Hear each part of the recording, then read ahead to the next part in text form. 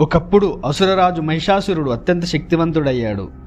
దేవతలే భయంతో స్వర్గం వదిలి పారిపోయారు. కానీ ఆ సమయానికి పుట్టింది ఒక శక్తి చరిత్రనే మార్చేసింది. ఆ శక్తి ఎవరో ఈ వీడియోలో తెలుసుకుందాం.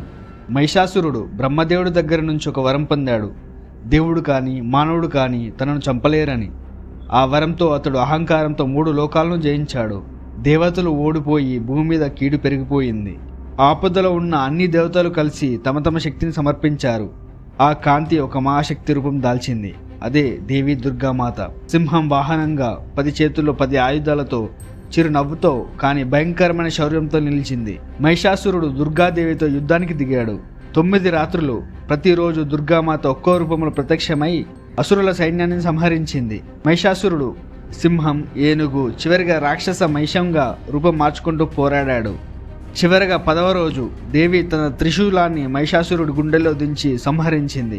ఆ క్షణమే చెడుపై మంచికి, అధర్మంపై ధర్మానికి విజయం లభించింది. ఇప్పటి నుండి ఆ రోజునే విజయదశమిగా జరుపుకుంటారు.